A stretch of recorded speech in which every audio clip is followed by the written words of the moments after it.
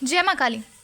तो आज की ये वीडियो आपके लिए बहुत ही ज़्यादा महत्वपूर्ण होने वाली है, क्योंकि आज की वीडियो में मैं जो आपको बताने वाली हूँ वो आपके लिए बहुत खास है।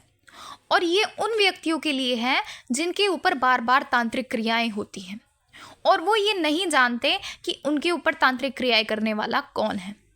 तो अगर आप भी जानना चाहते हैं कि आपके ऊपर बार बार तांत्रिक क्रियाएं कौन करता है, तो वीडियो को एंड तक ज़रूर देखें। और अगर आप हमारे चैनल पर नए हैं और हमारी वीडियो को पहली बार देख रहे हैं, तो हमारे चैनल को सब्सक्राइब कर लीजिए, क्योंकि हमारे चैनल पर आपको इस प्रकार की भक्ति, पूजा पाठ, साधनाएं या माँ काली और अन्य देवी देवताओं से जुड़ी जानकारियाँ मिलती रहेंगी।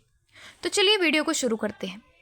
तो आपने अक्सर ऐसा देखा होगा कि आपके ऊपर कई बार तांत्रिक क्रियाएं कर दी जाती हैं और फिर आप उन क्रियाओं को ठीक करवाने के लिए किसी भक्त के पास जाते हैं या किसी साधक के पास जाते हैं और आपको कुछ समय तो आराम रहता है, यानी कि हफ्ता या 5-6 दिन।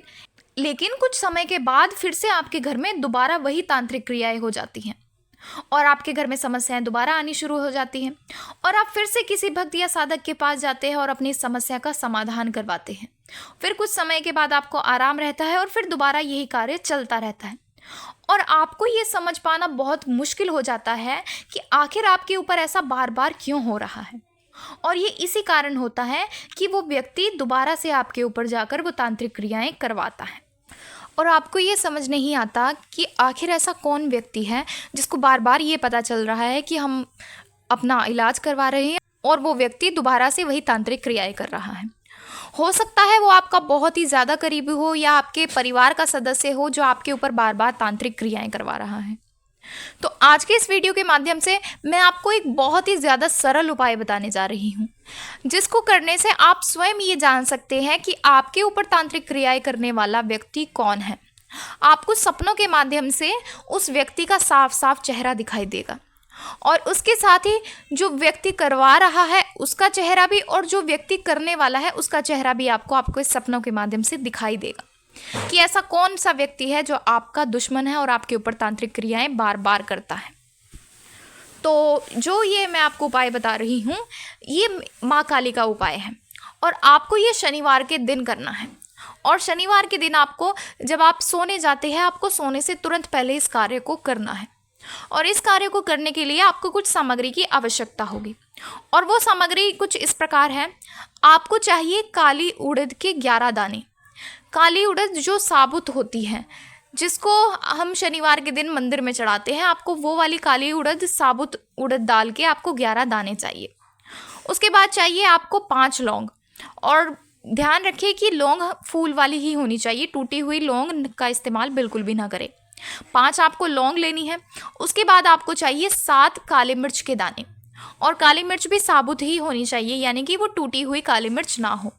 उसके बाद आपको चाहिए 1 सुपारी, और फिर आपको चाहिए एक छोटा सा काले रंग का कपड़ा, और कपड़ा इस्तेमाल किया हुआ ना हो। आपको एक कोरा कपड़ा चाहिए जिसके अंदर ये सारी सामग्री आ जाए।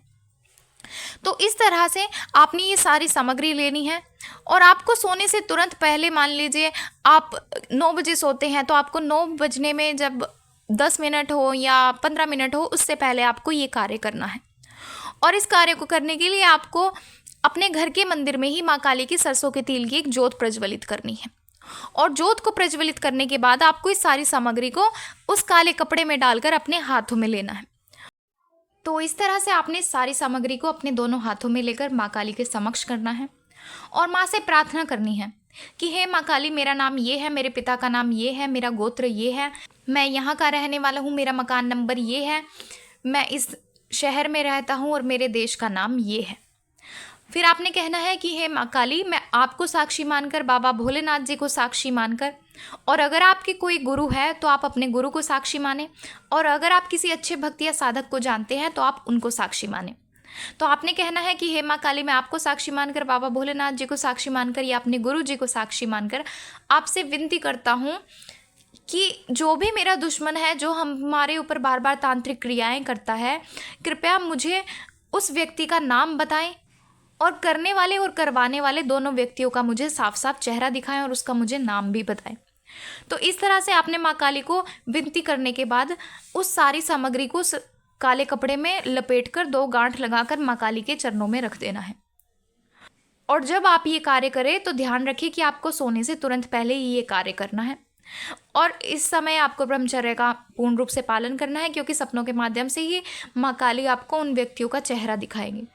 तो इस तरह से आपको उसी रात आपके दुश्मन के या जो भी व्यक्ति आपके ऊपर तांत्रिक क्रियाएं करता है और जिस व्यक्ति के माध्यम से वो करवाता है, उन दोनों का चेहरा आपको दिखाई देगा।